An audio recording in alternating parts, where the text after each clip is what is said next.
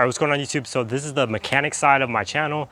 We're going to show you how to install the Eonon Android 13 head unit. This is a more expensive version that Eonon has, and they also sent out some extra goodies such as a reverse camera and a dash cam. I will be going ahead and personally buying a secondary unit as well as a reverse camera to anyone in this video that is watching. I will personally ship it out to you guys just as a thank you and appreciation for the years that we've, had as a community on my channel. I just appreciate you guys. So all you have to do is just comment. We'll get this video to about 500 likes within the first month, and I'll go ahead and send out to the winner, whoever wins. Good luck. All right, so first to start off the unboxing experience, this is a Android 13 6GB model for RAM and 64 gigabytes for storage. It comes with everything you need, a full diagram for quick setup on the pictures here, the list of everything. It is very user friendly, as well as just an in-depth version for the user manual. That way you can get even more in-depth, of course. You have a GPS, 2 4G antennas, so that way you have a better connection and more stable connection. You have a microphone, 3 USB-A ports. I almost said USB-C. Also the 4G SIM tray here. You have some audio equipment there. That's the decoder right there. It also has a bunch of little voltages and amps and stuff like that. So this is very, very highly sophisticated technology. You also have the input for the external microphone. Let's check out the actual device itself here. It has minimal branding and everything is perfectly laid out. I've actually never seen this as neat as it is as opposed to other ones. You have those 2 inputs there as well as your GPS. You have an HDMI right here as well as a main power. Everything perfectly fits in the spot. You don't have to worry about things being a certain way. It'll perfectly match up, and this is what it looks like when you have most of your wires in there. Eonon also was able to send out 2 other units. They sent out a reverse camera as well as a dash camera. I'm only going to be showing you guys the reverse camera in this video. It's a 1080p version for the dash cam, and the reverse camera is a 720p version. But it is really good for nighttime, as you can see here for visuals. More on the installation a little bit. Alright, so for this installment, all you need is a PH2 bit to be able to take out the screws, a pry tool, obviously the unit itself, and your phone. That is all you need for this step. I'll leave a link in the description for some pry tools that you can get. It's very simple. You can use this with a manual one. I like to use a drill bit because it's faster. And then I highly recommend to try out Eonon. It is a pricier one, but it's the one that will last you a very long time in case you really, really want this to last. First things first, we're just going to go ahead and remove this top piece. Give it 3 little jabs here in the middle. I'm doing this at night, which I don't typically do, but it's been over 100 degrees where I'm at, so I have no choice. There are only 2 screws that you need to remove on each corner, so it's very, very simple on how to do that. We do have to take out this red one right here, this gray one. So that's 1, that's 2, and that's it for the swap of this unit. It's very simple. If you haven't seen the original video, it's very easy to actually use this method. And this is the new unit right here in all of its glory. When it comes to the USB, you can actually move this directly into the glove department on the right hand side here. There's a little hole that you can just feed the cable through. First, we're going to go ahead and plug in the power and then that gray cable we disconnected earlier. There are only 2 cables you really need to actually get started, which are those 2 cables. The rest of them don't really matter on the car. Everything fits on the back though, and then it just easily slides into its spot. Make sure you don't damage any cables. All right, there we go. And for the GPS antenna, you could stick it anywhere you want.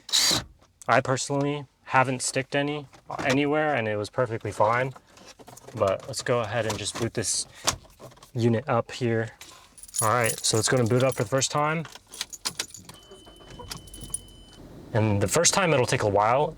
It is looking really good. So on boot up, this is everything that you're getting. Looks clean, very clean, less cluttered. And this should sound way better than the previous unit. I'm excited on that part because my sister mentioned that her unit doesn't really sound as good as it used to. So it has torque, you have the theme here. It has a little sound effects too. I don't know if you can hear that. You have Netflix on the bat. You have YouTube on the back. So if you launch, let's say YouTube, you could do that. That's crazy. Let's see if it has the auto adjust. It does. It has the auto adjust for the headlamps. So this is huge. Whenever you turn on the headlamps, it'll automatically turn on that right there. You have the amplifier right here as well. So you have a EQ setting.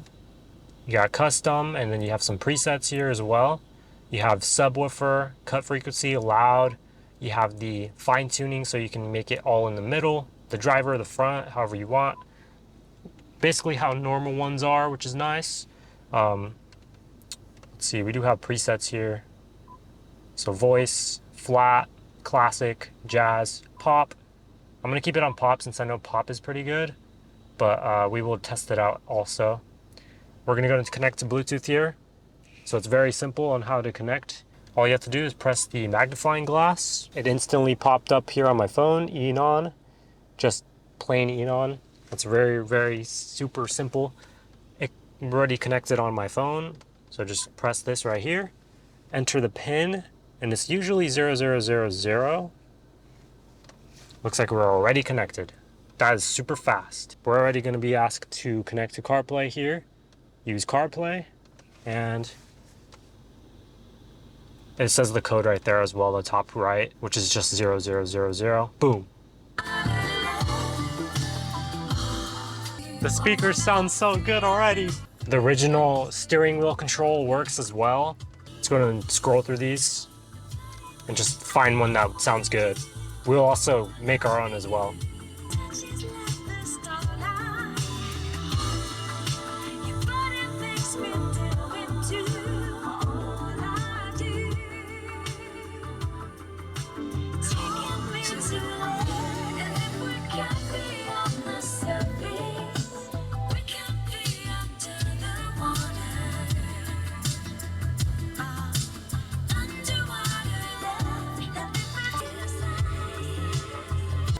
Sub on and off as well. This thing is just so good.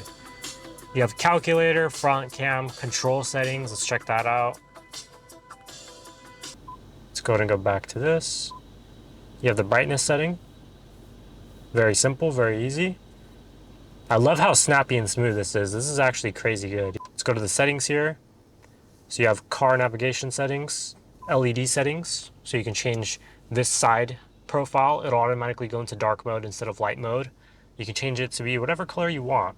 So you can turn it off right there. You can change it to yellow.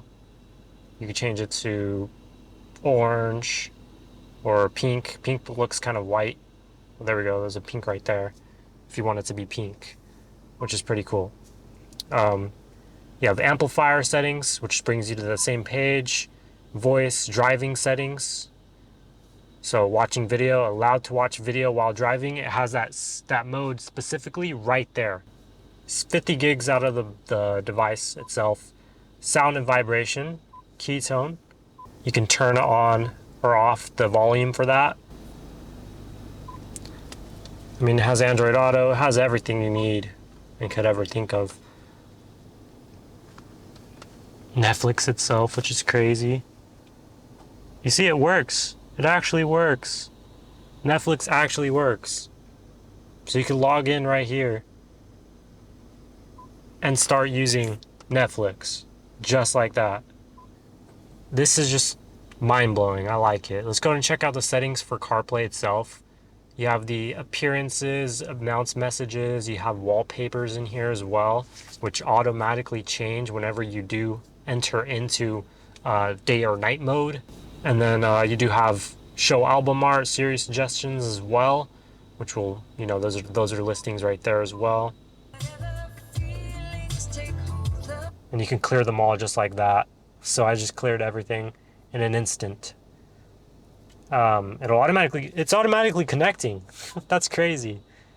I didn't even have time to get, oh my gosh. This thing is faster than my unit on my Honda. And that's an expensive unit as well. This is fast. You see how I couldn't even beat that. I was trying to get into the settings when it loaded up, but it didn't let me. What's the weather like tomorrow? Expect cloudy skies tomorrow. Daytime temperatures will hover around 95 degrees, with overnight lows around 65. All right, so when it comes to the reverse camera, it's a very simple and easy process. Basically, you hook it up from the front, feed the cables all the way to the side of the cabin, connect it all the way to the wherever you want to position it, obviously towards the bottom, and then you go ahead and adjust it to your liking, test it out, make sure it's grounded, and then you can finally do some final adjustments by tilting the angle whenever you need to.